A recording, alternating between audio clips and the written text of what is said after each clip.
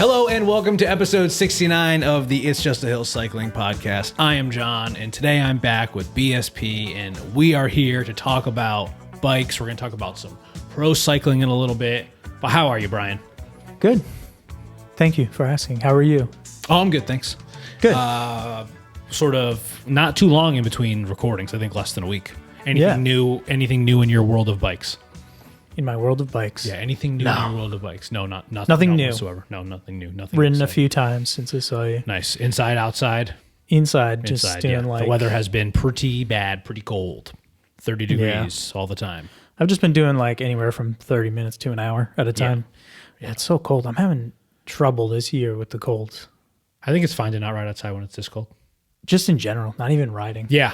It just this year feels cold for me. I don't know if it's age or... Yeah, we're getting older. I don't know what's going on. I used to love the cold. You used to love it? Yeah. Well, were you one of those dudes who wore shorts? No, I wasn't. Maybe I shouldn't say I love it. You know, I loved it. But like, it never bothered me in the past. I never was like, oh my God, it's so cold. Yeah. You know? And then I felt that it's been going downhill for me the past few years. And this past fall was like tough. Yeah, but generally I'm a baby for the cold. I know I ride outside a lot. When I'm riding, I find it differently because I think I can regulate my body temperature. Yeah.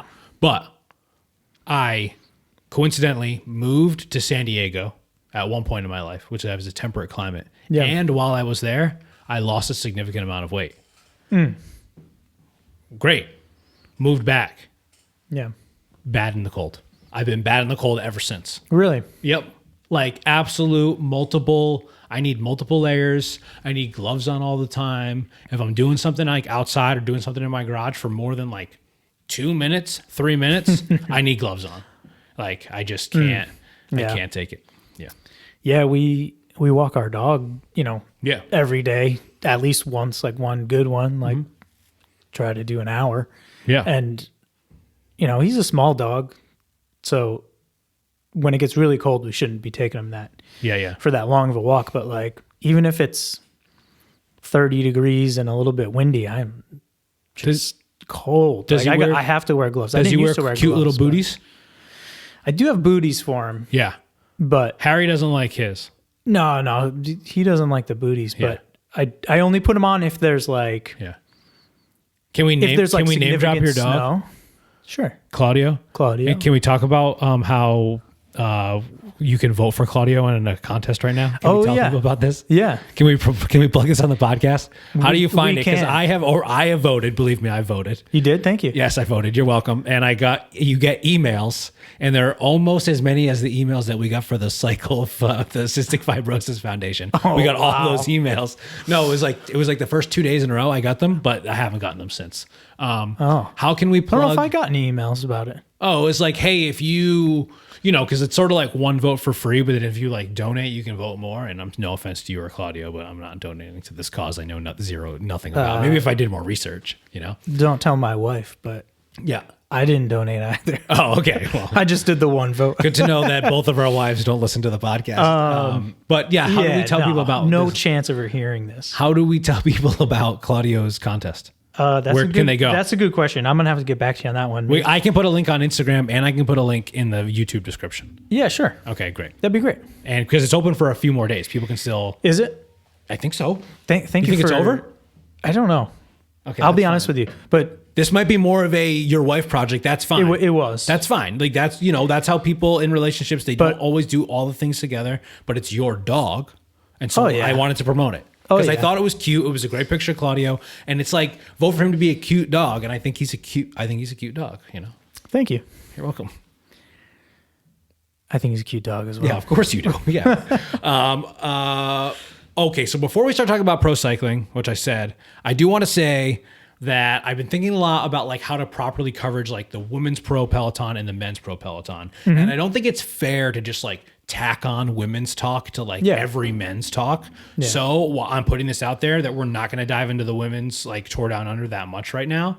But in the future, I do want to do some episodes where we just focus on the women's pro tour, because sometimes I actually think it is more exciting. And there are some really exciting transfers that happen with like Demi Vollering going to a different team, and like the GC is going to be like differently competitive. And I think that the racing is different in a way than men's cycling. Sometimes, like right now, we're very much like, oh, Pog's the best, and oh, we're bored, even though we're witnessing greatness. So whatever you are on that argument, right? The women's pro peloton is like, I think, exciting in a different way. So yeah, I do want to, in the future, talk more about women's pro cycling. Yeah. And just give them like dedicated episodes and, you know, whatever it is, whether like they're doing a women's Milan San Remo this year, which I think is really exciting. So like maybe we do a Milan San Remo chat, you know, and we just like talk about the women's for most of the time or something, you know? Nice. That sounds pretty doable. I like that. Okay, cool. So with that being said, men.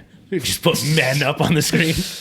Men. Now time for men. Yeah, now time for the men. Okay, so transfer roundup. Before we get into the beginning of the pro cycling season with the Tour Down Under, we're going to talk about some of the transfers. So I have what procycling.com, I think that was the source, ranked as the top 30 most exciting transfers. Now, we do not have to go through all 30 of these. I should remember to flash them up on the screen. So hopefully while I'm editing this video, I remember to watch this specific part and I put this up on the screen. But we have a list of the top 30 transfers. And look who's right at the top. We can't skip them, even though we might want to. Mark Hirschi. He's going from UAE to Tudor. And I think that's that is a pretty exciting move. What do you think about that? Yeah. Tudor's going to be exciting. I think it's exciting. Because they also have the number 7 transfer on here, Alaphilippe Soudal, also to Tudor. Yeah, right. So, yeah, that's quite the 1-2 punch. Yes, absolutely. And those that's guys... going to make them a lot stronger. Yeah, those guys on, like, punchy stages, you know what I mean? Like, reduced sprint stages and stuff like that. Breakaways, so that could be really fun together. Breakaways, like interesting attacks. Yeah, Tudor's going to the Giro, so those two guys working together, will be fun. Next, Ben O'Connor. He had a pretty good year last year. Yeah. Right? He podiumed the Vuelta, or did he podium the Giro? He was going from Decathlon to Jayco, so he's back on an Aussie team. He doesn't have to be around a bunch of French people speaking French all the time, like they showed. He's in Australian, the Netflix right? Documentary. He is Australian. Yeah. No longer on a French team. What do you think about Maxim Van Giels going from Lotto to Bora? Lotto is losing a lot of riders. Lotto might be losing pro team, like World Tour status in a couple years because of what's happening over there. What else? Who else? Maxim Van Giels is a pretty young guy, right? He had a really good season. Yeah, he is. He was making some big moves last year, right? Yes, yeah. Who really stands out to you on this list? Well, Tom Pidcock. Yes. Probably the biggest for me. I mean, Alaphilippe's big. Yep. Hirschi's big. Yep. Simon Yates is big. Narvaez is a pretty interesting one, too. Sure is. Yeah. I mean, Simon Yates going to Visma. That's great. Yep. Really interesting. Really like that. Oh, Jan Tratnik from Visma away, still going to Red Bull Bora. He's going to be back with his buddy Primoz. So I think that's interesting. Bora's going to seemingly be pretty, even stronger than they have been. Yeah, they're getting Jan Tratnik. They got Finn Fisher Black. They got my favorite new rider to watch, Giulio Pellizzari.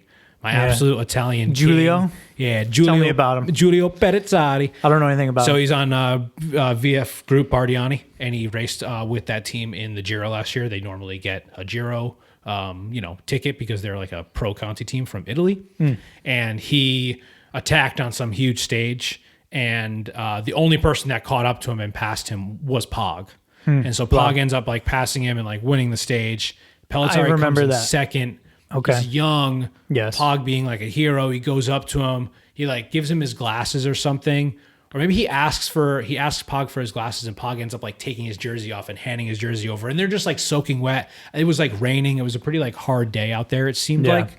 I do remember that actually. I wouldn't have remembered his name, but I remember that. So he is now going to be on Red Bull Bora. Lascano is also going to be on Red Bull Bora. So yeah, they're getting some good riders. Lawrence Pithy, dude. Groupama's making a bunch of mistakes too. They got rid of Pithy. They're getting rid of Lenny Martinez is now on Bahrain. I don't know about that. I'm seeing.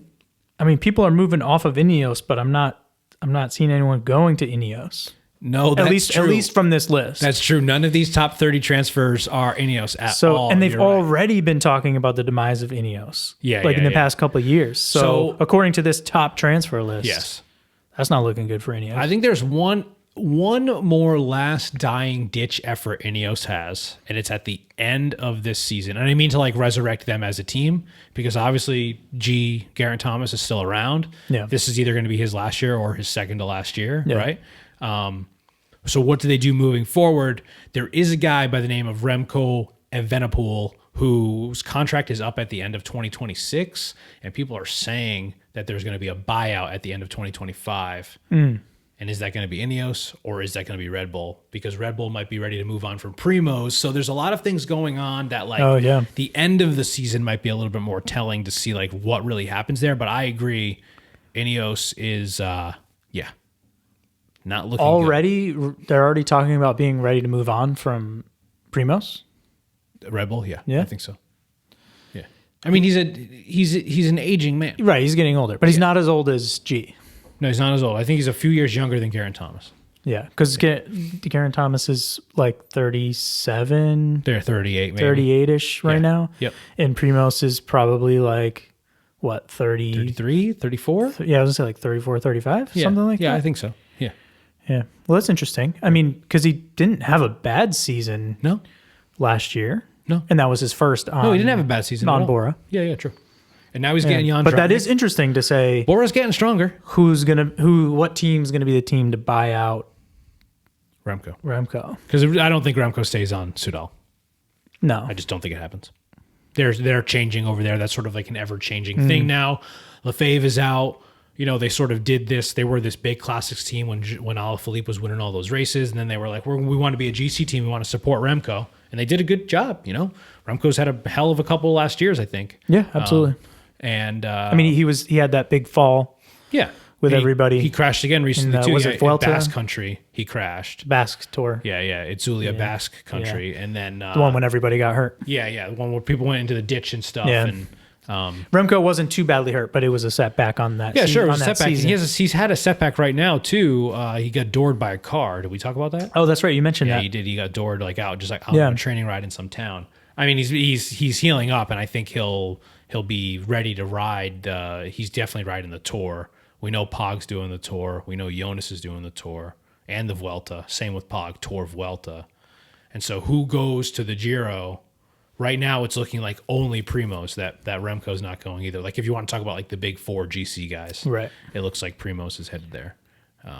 And he'll do a Giro Vuelta. Yeah, we'll see. Really, I think it's nice, and it's like, I don't know, I feel like this was a good transfer season. A lot of moves, people going around. Some weird moves. Bettiol is like off of EF and over to Astana. That seems not great. Aaron Buru away from Movistar to Cofidis, two sort of teams that don't really get too much spotlight. But well, it seems like some of these big transfers, and who is already planning to go to Tour Vuelta, is leaving a bit of a vacuum for GC contenders for Giro. Yes, and I think it's also... That's going to be pretty interesting. But the Giro just released their route like 2 days ago. Oh, yeah? And it was a very late. I want to say it's normally released in like October, like right after Worlds or something. And they waited till now. A lot of people think it's because the first three stages are in Albania. And so they were just working out all the details with that before they signed off on it and figured that all out. But yeah, that route in Albania, just got released. And what, not to go into the Giro too much and that route, but they're avoiding any climbs over 1,500 meters. And a lot of people think it's because of all the storms that have happened lately and like all of the snow and stuff that has like stopped them from doing rides. So they're not like going to the Dolomites at all. They're not going to like any 2,000 meter climbs that they normally would go to. Wow. It's very much a climby, sort of more punchy type. There's like no mountain stages in like the first 2 weeks. There are 2 time trials. So, you know, Primoz is a good time trialist. He could go there and do pretty well. Ben O'Connor, good time trialist. He could go there and do pretty well, you know. So we'll see with like those guys, but yeah. And the explanation of those not having those super high climbs, is to try to avoid weather. That's avoid the bad weather because it's always early in the season, so they typically run into snow. Yeah. Did you like? I believe it was 2019. Like there was a big snow, and like that's when Bernal won. Egan Bernal won the Giro, and like there was a race that was like cut short. They were like descending in the snow on like snowy. It was wild to watch. It looked like it. I didn't see that. It was wild. Yeah. Yikes. Big old snow stage. Wow. So we talked about some riders to watch, like young riders, young and up and coming riders, not these big names that we all know, but we mentioned Pellizzari. I also want to mention Valentine Pari-Pantra. He's kind of a bigger name last year. He was on Decathlon AG2R, but now he's going to Soudal, which I think is interesting. We sort of talked about the strangeness of like the future of Soudal. Remco might be leaving. What are they going to do? But Pari-Pantra is a great climber. I'd love to see him in like a polka dot jersey somewhere. Hopefully they send him to the Tour. He's French. It makes sense. A couple young riders from Visma Jorgen Nordhagen and Matthew Brennan. I believe Norwegian and British, respectively. If you could tell by their names which one's which, more kudos to you. And Albert Philipsen, I think, is going to be a really interesting person to watch on the Lidl Trek team. As much as I hate to say it, that team's really growing on me. People change. People change. I still hate Commander-in-Chief American mustache, but I don't see enough of him. He doesn't seem to be at like the forefront of their marketing, even though he was kind of like their kit release was a picture of him. That's like the first time I saw their new kit was a picture of like him doing a sick corner. Did you see it? I saw it. I saw it. I refrained from sending it to you because one, I assumed you already saw it, and two, I didn't want to. Send it to me next time. Just in case you didn't, I didn't want to. We can hate on them together, but wasn't it like it's quite the angle? Yeah, it's like it's cool. It's like Tom Pidcock, like he's really throwing the bike. Yeah, it's pretty sick. So put any other fucking face on that asshole. Yeah, it was a cool picture. Yeah. Real quick, we did talk about the kits. So new kits. I think it's always exciting. What stands out to you here? We sort of have in front of us, and I'll throw this up on the screen too, but the past 5 years of all the World Pro Tour Team kits. I also threw this image up on Instagram, and some people reached out about what their favorites were, and someone even told me what their least favorite was. But before I get to that, do you have a favorite and or least favorite? A favorite and or least favorite of what, 2025? Yeah, let's say 2025, and then maybe we'll talk overall. I'm just going to pull up those comments that I got on Instagram. I looked at them a little bit earlier. Yep. I don't know if I have a favorite or least favorite yet. Okay. A funny comment I saw online was about how Ineos looks like they're losing ink in their printer. Like if you go from 2020 to 2025, like it gets lighter and lighter. That's funny. Like there's just like big fade to it, you know? Yeah. I will say that I think the most interesting change, and I'm going to just go ahead and say that this is my favorite, is the Jayco one. I knew you were going to say that. Jayco jersey is pretty sick. It rivals the EF kit, which always kills. The EF kit always kills. That was kind of the thing that I got the most on Instagram. A few people were like, oh, it's the EF kit. Tony Martinez said the Bora kit, which I do think the Bora kit, the Red Bull Bora kit, is nice. I do think it blends in a little bit too much because of the blue and the white that is like sort of omnipresent here. Mm-hmm. Well, I feel like we're moving away from. I feel like the past 2 years has been, and especially last year was like very bland. Yes, everything going white. Yes. This year, some of the teams have really changed things up. Yeah, so let's start at the top. Alpecin Deceuninck is going full denim this year. Last year they introduced it like halfway through the year or something. They're going all denim. I don't know if they'll do denim bib shorts again, but they have this like denim blue finish. And I mean, I don't really care for it. Archaea is basically the same. Yeah, now it has red sleeves. Bahrain. Is that red sleeves or black sleeves? No, I'm sorry, black sleeves. I liked the 2024 Archaea jersey that had like this sort of like almost shadowed out like.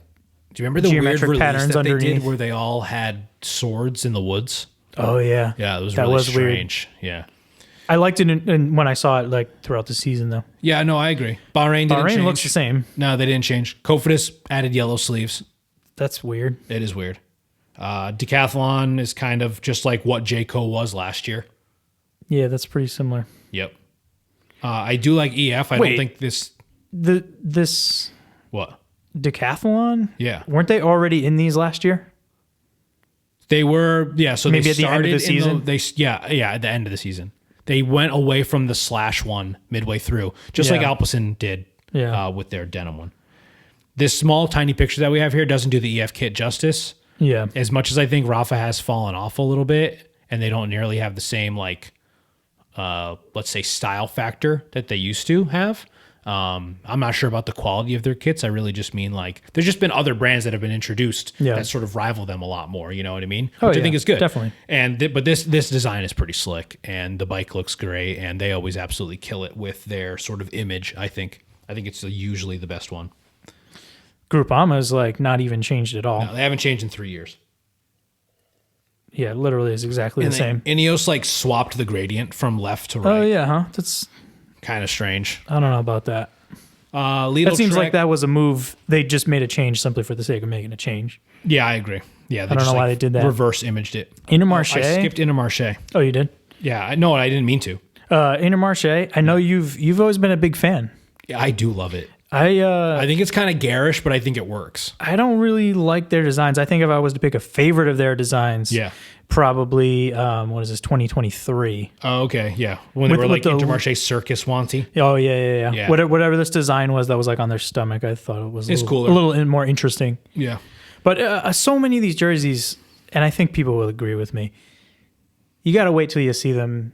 Being worn, and in the peloton when they're when they're hunched over. Well, I did send you some pictures of like. riders wearing, and we can talk about them in a second, whether or not they look like hunks in their new kits or not. But let's like Lidl Trek. I do think it's better than the one from last year, but I still think it reminds me of like Play-Doh colors. It's better than last year, but yeah. These like what do you call them? Primary colors. Yeah. Movistar, they're doing absolutely nothing original. No, but I will have to say. It's different. This is their biggest change up since I've been watching pro cycling. Same, because it's always just been a blue with an M. Yeah. And now it's like white with a box and an M. It's just a little bit different. Red Bull came in and they sort of introduced this kit last year when Red Bull came in midway through the season as a sponsor. I do think it's clean looking. I just think that the dark blue is bland. You know? It's just like the blocking is bland. Like, especially if you look right underneath it at the Soudal one. Mm-hmm. I think they're doing an interesting change up. They're sort of leaning into what they had last year with like this sort of like glass shatter, ice shatter kind of like background. And I think it's pretty neat. Last year they just had it on the sleeves and now it's like on the full jersey. The Jayco one is sick as hell. I love the Jayco. I'm so glad they went with purple. This is why like you like purple. Yeah, I like purple. There's no other freaking purple in the peloton. That's true. Be doing that. And that's definitely the biggest change up of this whole season. Yeah. Now, DSM. Yeah, the worst. Now they're called Picnic DSM. They're no longer, I can't see them. They're no longer DSM Firmenich Post NL. Picnic DSM. Yes. Yeah, that's what. Oh, okay. So that's why they got the change in the colors. Yes, Picnic Post NL. Oh, okay. So no more DSM. Yeah. They're not like a title sponsor anymore. Gotcha. Visma didn't do anything different. Hopefully they do something fun for the tour. They usually do. Last year I was kind of unimpressed. UAE added like a black sort of fade to the bottom. They got rid of those weird like tribal tattoo lines that were at the bottom that like sort of pointed at your crotch, which I always thought was very strange. And now they have like it's also boring. I heard some people describing it as black tie-dye, which I don't think it is at all. It almost just looks like a watercolor wash at the bottom. Yeah, I mean, it looks like the sleeves might be like that too. Yeah. And then I actually don't think the Astana like background is that bad. They're kind of leaning into that like abstract thing that Soudal's kind of doing, but I don't know. It doesn't excite me either. XDS Astana now. They're going to be on new bikes, X-Lab bikes. Oh, yeah? Yeah. New, like they're a Chinese manufacturer. I liked this change up last year from Astana because it was almost like the pattern that was on their stomach was like almost like a stone. Yes. Like not granite, but like some type of like rock pattern. A lot of texture to it and stuff. Yeah. I thought that was really interesting. So there's, maybe it looks like there's a little bit of that, but I don't know. That one looks like it could be interesting. Oh, okay. So now I'm looking at the other photos you sent. All right, so we got Primo's and a Bora kit. We've seen it. Who the hell is this in the EF kit? Who is it? It's not Nielsen Paulus. I don't care. Next, we're going. We got John Degenkolb in the Picnic Post NL kit. It's really boring. We got Ben O'Connor with his adorable smile and the Jayco kit. honestly think it's cool that Map. So that's a Map kit too, which makes sense. They have pretty good fashion style, you know. And they're Australian. I love this. Like Ben O'Connor, Australian, Jayco, all of that. We have Giulio Ciccone. Wow, look at the lighting is wild on this picture of Ciccone. Yeah, it's really they did like a full high superhero fashion Italian shoot here. And that's Mika Landa. Yeah, Landa. You know what? I think kit looks good. It looks good. That might be my favorite. Now I will say, and I'm pretty sure in the past this was true. Stikel Design, who is an account I follow on Instagram, I've been following him for a few years. He used to do like fake mock-up jerseys and like tag teams because he thought the kits were trash. Yeah. Intermarché and Soudal have both hired him in the past. I think that he did this kit too. It looks like his style. Yeah. It looks good as hell. I hope. I remember you saying that about the Intermarché jerseys that he did the Intermarché. Yeah. Which is another reason why I was sort of like biased to like them. The Ineos, we got Josh Tarling in the Ineos kit. He looks fine, whatever. We have, speaking of adorable, Ben O'Connor. You thought Ben O'Connor was adorable? Look at Jonas. This kit is, it kind of bores me to be honest. Same as last year. Yeah, same as last year. Here's that black fade on Adam Yates for UAE. Simon or Adam? No, who is it? It's Adam. That's Adam. Simon's Adam on UAE. Yeah, Simon's on Visma. Enric Mas in the Movistar kit, which you're right, it isn't bad, but it is just like too much white, you know? Just a lot of white. Good for the warm weather. True. We have some French rider in the Cofidis kit. Sorry. And we have, I don't know who the hell that is in the Astana kit. Who is that? It's definitely it's not Viviani. Who is that? It's on Astana. It's on the tip of my tongue. Yeah, I can't think of it. Then if you go to the next one, Mate Mohoric in the Bahrain jersey and some other French nerd on the decathlon one. And then I have no idea who this Archaea guy is. Wow. And then Derek G. I think that's Derek G on the Israel. Yeah, it's funny to see these people not in their cycling, like in their helmets and stuff. Who's Groupama? Sometimes they look so different with their helmet on. So different. And then they take it off and it makes them look so young. Yeah. Sometimes they look spot on. Like, I don't know who that is. Is it Arnaud Delis? Is Delis still on so Archaea? Young? Yeah, I think it might be Arnaud Delis. Derek G. Looks like he's like 16 years old. Groupama. Sorry, I don't know. Alaphilippe in the Tudor kit. That's a fine. We didn't talk about the Tudor kit. It wasn't on our list. That's a fine kit. The rainbow bands really pop against the black Tudor kit, though. It does. That's and I will say, good for him. My go-to bib manufacturer, ASOS, so I like to see that. And then we got someone in a Lotto kit at the very end. Looks like a really young, hip picture on Instagram. And that was nothing. So, yeah. What do you think? Talk about Tour Down Under a little bit? Yeah, tell me about it. Okay, so we're actually, I kind of forgot for a second that we were going to do this, and maybe you just heard a little sting of it, but I do think that because it's the time of year that we are, we're looking forward to cycling, and if you know this about me, I'm a big fan of this weird guy. His name is Weird Al.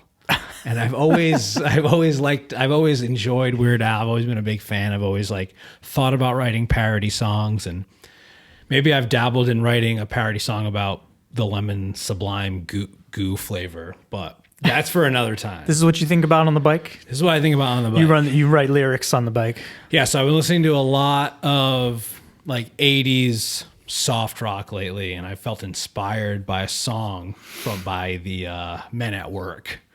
And Men at Work. It's about, you're never going to guess what it's about. I'm not going to tell you. I should take a sip of my tea because I'm getting a little bit nervous here. But now let me ask you this. Yeah, sure. Go ahead.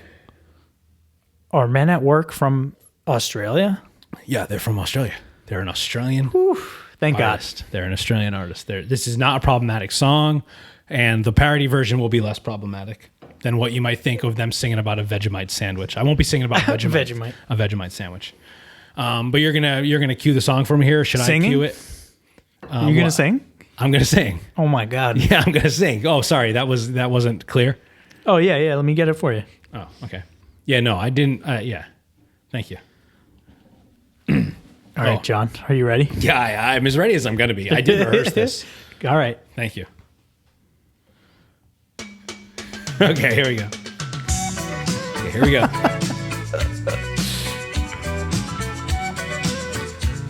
More embarrassing this time. Cycling through a land of sun. Adelaide roads where the race is won. Climb so steep the heat is no joke. Crowds cheer loud for the peloton stoke. Do you come for a tour down under? Where the climbs are steep and the sprinters thunder. Really took it too low there. Can you feel the heat? Can you hear the wonder? Oh, nice. The peloton flies in top down under. Just a little bit of the harmony there. So there's a little bit of a... That was nice. That was nice. Thanks. I went too high. I'm going to try to keep it regulated. Don't worry, it's not over. Oh, no, it's not over. Multiple verses. Stage by stage, they test their grit. Through winding roads, no time to quit. With breakaways and fierce attacks. Chasing jerseys on the Aussie tracks. Do you come for a tour down under? Where the climbs are steep and the sprinters thunder. Can you feel the heat? Can you hear the wonder? The peloton flies and top down under. You've turned this into like reggae or something. It's too long. It's too long to do. We got one more verse. There's a little bit of a bridge. Yeah, there's a little break. Lyrics. Would you call it a bridge? You're more of a musician. No. There's a nice little flute thing here. This is a great song. Well, Longer Hill brings the GC fight. Sprint through the twilight light. God damn it. What happened? Your phone go to sleep? Phone went to sleep. Oh, no. And then we talk about how it's 25 years of epic rides, Australian pride and cycling strides, and then the chorus one more time. We were thinking about doing it together. Sorry. Unfortunately. So that being the first and hopefully not the only parody on the show, we've learned the mistakes that we made, and next time it'll be better. Yeah. Okay. Maybe. Let's talk about the Tour Down Under. It is coming up. It is next week. It is 6 stages. This is the 25th anniversary, which if I ended up doing the final third verse, you would have heard me say 25 years of epic rides, because 25 years it's been happening. It starts on January 21st through January 26th. 6th out of the last 10 winners were Australian. Wow. Mostly like a punchy, climby type of ride, you know? Mm-hmm. Not the biggest sort of start list. Stevie Williams won last year over Jonathan Narvaez and IJAH Del Toro, who are both on UAE now, right? Did we say Narvaez is at UAE? I think we said Narvaez was leaving. Narvaez was leaving Ineos. Oh, right, going to UAE. Yeah, and IJAH Del Toro is there. Is that UAE, I think. I believe so. Yeah, okay, interesting. Yeah, so, speaking of, punchy, right? That Wollonga Hill is like yes, normally the final day? It's stage 5 of stage 6. 5? Yes. Oh, okay. And they repeat it, don't they? Correct. They go up it twice. Wollonga Hill, yeah. So stage 1 is 150K. They do Berry Hill climb twice. It's a sprinter stage. And I'm picking Phil Bauhaus. I'm going to do some off the cuff picks here. And by off the cuff, I mean I wrote them down in the notes before. So that's not off the cuff.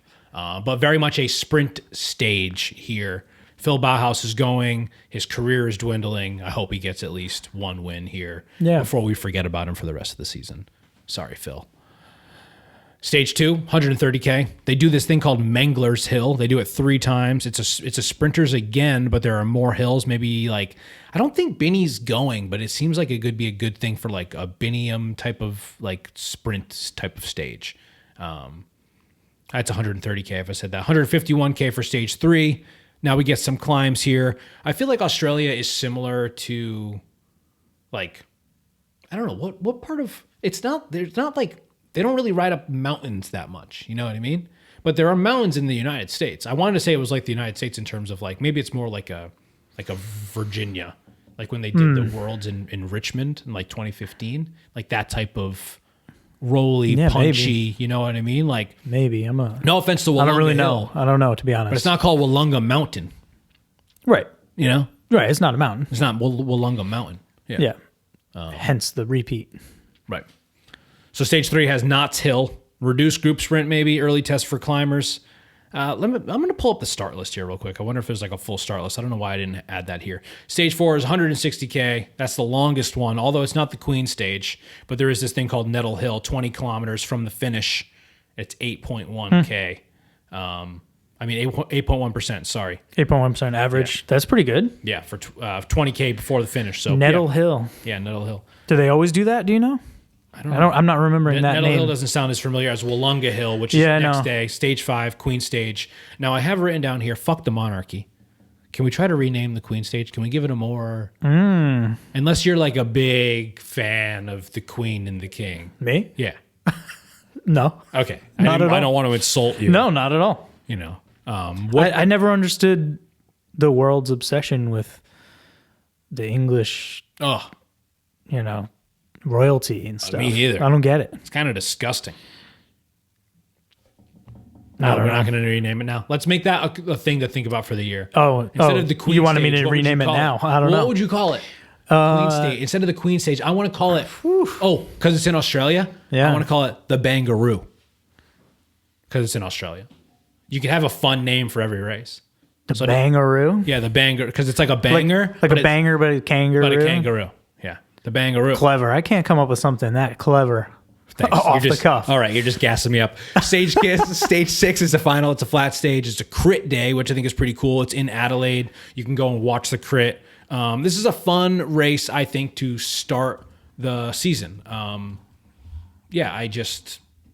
enjoy it. I'm always excited for pro cycling to start. I do have some of the contenders listed here. I don't know why I didn't just scroll down before. So Stevie Williams, who I mentioned before, he's on Israel Premier Tech. He's won. And Jay Vine, who is Australian, has also won. He's races for UAE. They're both going to be there. Those are our last 2 winners. Stevie Williams last year and Jay Vine the year before. Geraint Thomas is going. UAE does have Narvaez, like I said. Magnus Sheffield will be there with Geraint Thomas and Ineos. Luke Plapp, Australian Luke Plapp from Jayco will be there. He'll be good for those sprint stages. Maybe he can go for a GC. Him being on Jayco is like, I love that. Him and Ben O'Connor on Jayco in purple jerseys. Plapp on Jayco. How long has he been on Jayco? Luke Plapp. Last year was his first year back. I think he started on their development team, went to Ineos for a little while, and now he's back over. Yeah. Ineos is just like all the good riders they're letting go of. Well, Plapp was last year's or the previous year's Australian champion, right? He had that cool jersey. It was like a yellow jersey. It's green and gold, respectively. Green and gold. They don't like it when you call it yellow. Ooh, but it is yellow. Yeah. But they call it green and gold. Between you and me, it's yellow as fuck. But yeah, they call it green and gold. It's like a national thing. Dylan Van Baarle will be there from Visma Lab. I think is exciting. He'll be exciting to watch. He'll be there sort of like number 1 rider. Esteban Chavez will be there from EF in that nice pink kit. And Oscar Onley will be there from Picnic Post NL. Actually, my pick for the overall win is Oscar Onley. He's who I have my money on, even though I'm not betting on this whatsoever. Bora has Sam Welsford, Finn Fisher Black, and also Jai Hindley, who I believe is also Australian, right? Jai Hindley? Yeah. I can't remember. I believe he's Australian. Yeah. Jay Vine is also Australian. I know that. I know Jay Vine is, yeah. Do you have a pick for winners? I just remember Oscar Onley looking really good this early in the season, this time of year, and if he's doing the same type of training, he's going to want to shine a little bit. And this is the type of race that I think someone like him can, shine on. What do you think? Well, I see Geraint Thomas is going, but there's no way he's going to go for the win. This is just like a conditioning. I think it's just a conditioning. They'll probably ride for Sheffield or someone else. Yeah. I mean, I think Magnus Sheffield would be really cool. Yeah, I don't know what's going on with him right now, but that would be great. And then also I kind of feel like for an Australian pick, I feel like Plapp would want to go for it. I'd love to see Plapp win. Would love that. Yeah. I'd also love to see Jay Vine win, and I also do really love Jonathan Narvaez. So I'd be cool with all of those, to be honest.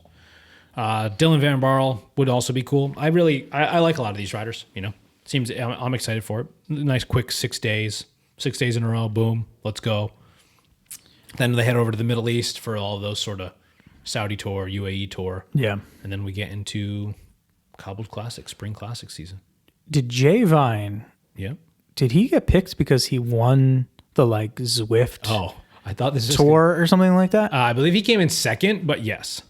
He won the Zwift Academy. Zwift Academy. He won Zwift Academy, yes. or didn't win, but like was a really good. Yeah. Maybe he won, or maybe he came in second. And then that's how he got pulled off of that. Yes, he got a pro team contract because of that. Yes. That's really something. I know. Do you ever think about that? Like you're in, we're too old to go pro, obviously, right? No, I don't think about it.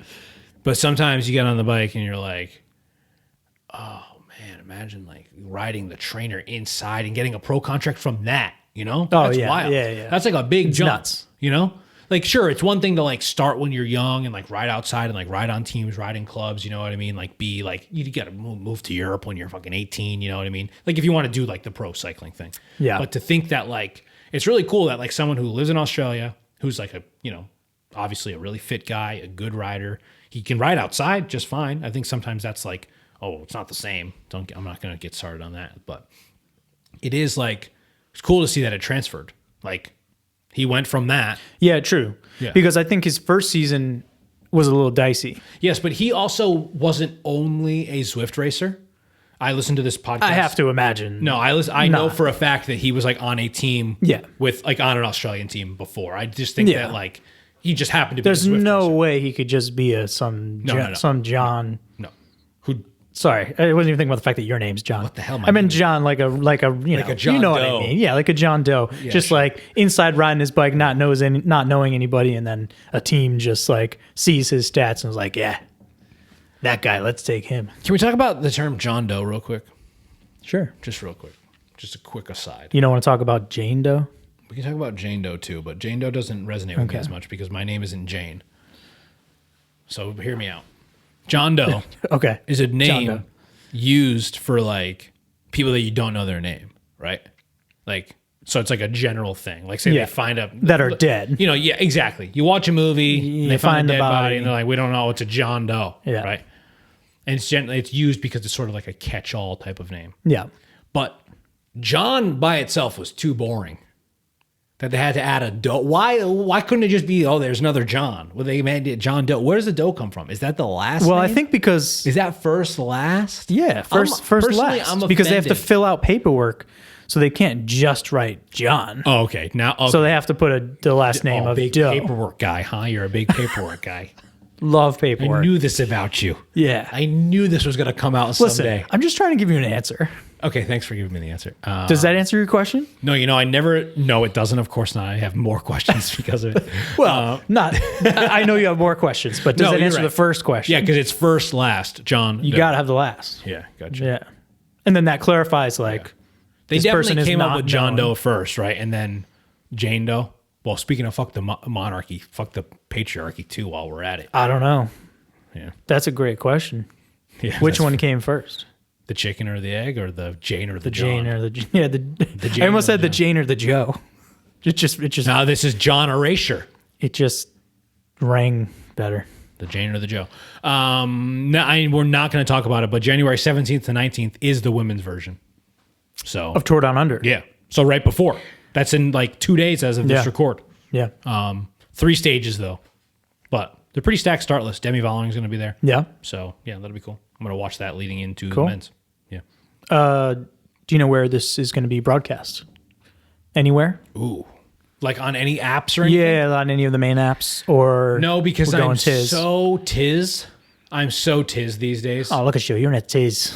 I'm in a Tiz, yeah. You're in a damn Tiz. Yeah, it's because I was so worked up that I was going to sing that song. And then looking back on it, I chose like the wrong key when I started. The second verse was really solid. Like I did the right key. I think you did a great job. And then the third verse got botched because my phone went to sleep. So so if you're going to re-listen to it, because I know you are, if you're going to rewind and re-listen, just listen to the second verse, the middle part. I thought it was great. Yeah, you went in the higher octave. It was nice. And then you started, then you kind of went reggae with the voice a little bit. Well, because there's an Australian accent there, you know? I know. And so it's tough to try to replicate that accent. I was trying to accurately. do not as good as you on the last episode. Remember when you did that? What'd I do? You said you had an Australian accent on the last episode. Yeah. Yeah. You started something with mate. Yeah. Remember? Yeah. And now you did Australian. I meant to be British, but it just came out Australian. Yeah, it was good. It must be easier for me or something like that. Mm-hmm. Yeah. Thank you. Oh, you're welcome. Well, you did a nice job on the song. Oh, thanks. Hopefully, and we're working out the kinks. Next time we'll set your phone to not. I have the lyrics to the Goo Lemon Sublime Yeah, it's a Santeria parody. Cool. Sublime song Santeria. It's a parody to that. What's the first line? I have to. I don't have it memorized. I gotta look it up. You want me to look it up? No, don't look it up. Okay, I won't look it up then. Do you have anything to add before we close down the show? Well, I would say that I have a random space fact, but I have a random. It's a space fact because it's about Earth, but Earth is in space. We are a planet. Yeah, Earth is a planet. Okay, so I'm gonna say something about the Earth as my random space fact. Yeah, great.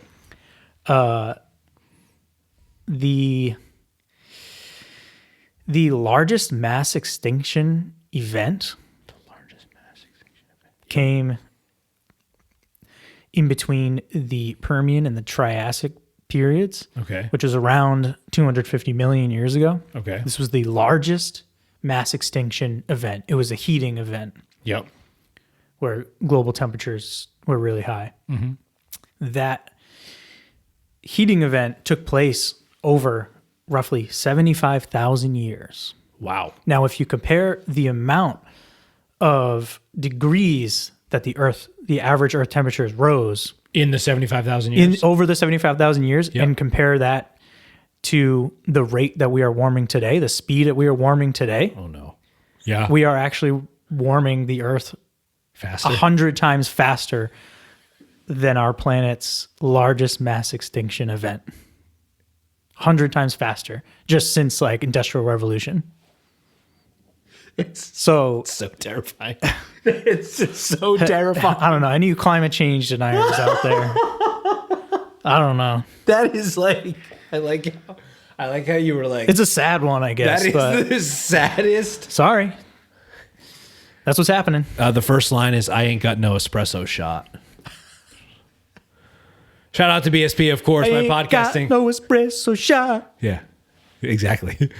Exactly. I ain't got no caffeinated gel. It's actually, I ain't chugging down some cola, but I've got this lemon sublime and it's fueling me really well. Okay.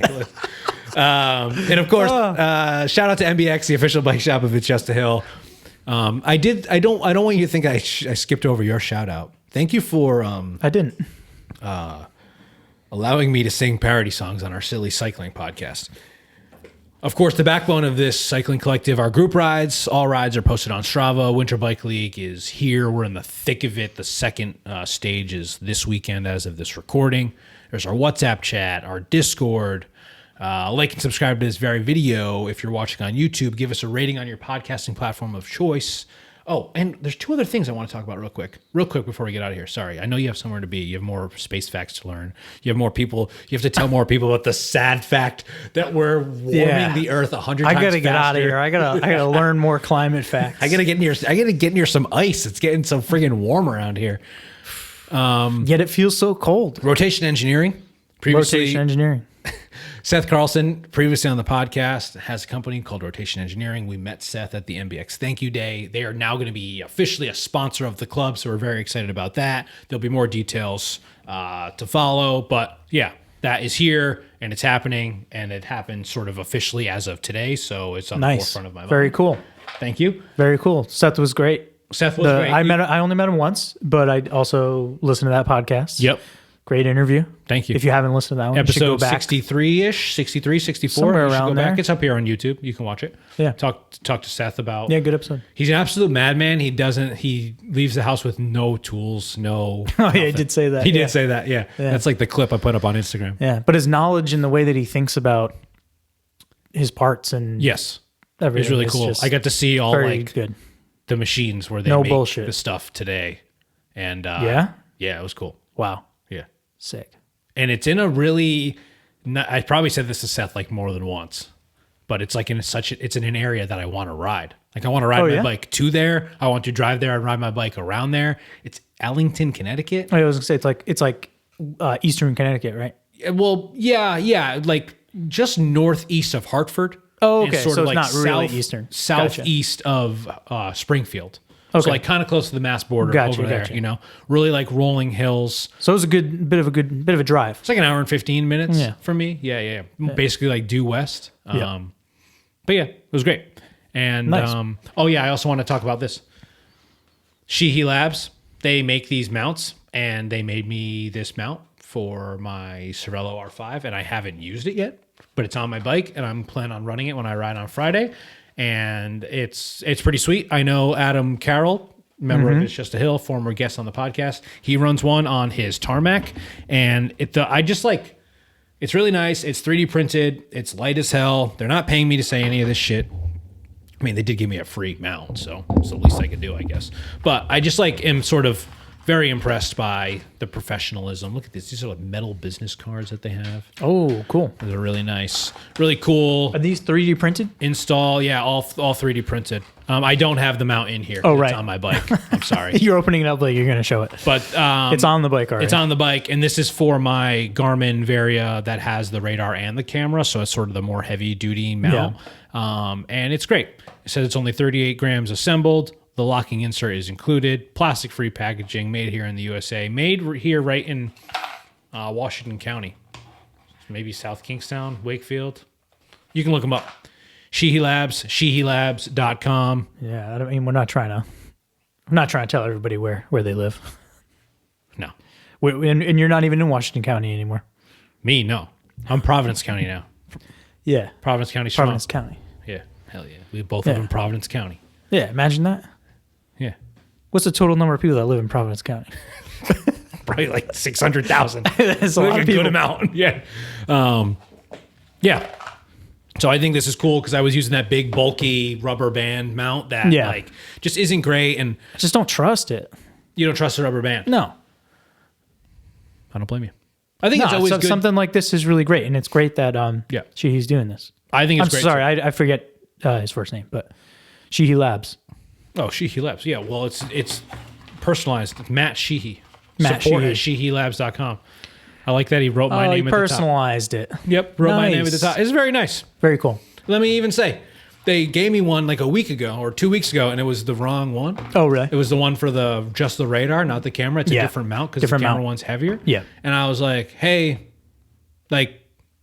sorry, but it's not. I got the mount. It looks great, but it's not going to work for me. Yeah. So I'll just bring it back to the shop. And the next time I went to the shop, this one was there for me. Oh, cool. Yeah. So it was a quick, very nice of them.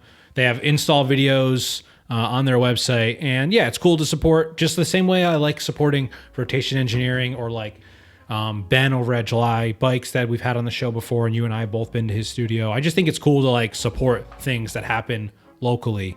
Absolutely. Especially when they're small businesses, you know what I mean? Or just people that are passionate about things. And it's really cool.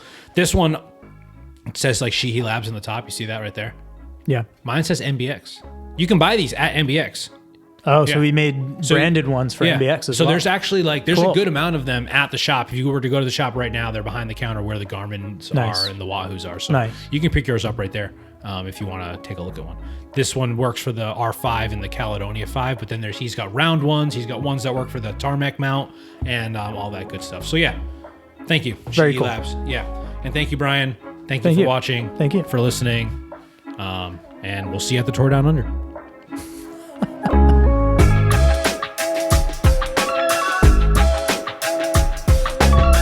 We are It's Just a Hill, a cycling club that promotes inclusion, judgment-free, with no gatekeepers. Focused on creating content from behind the handlebars to in the studio, It's Just a Hill is producing videos and podcasts to spread the message that cycling is for everyone.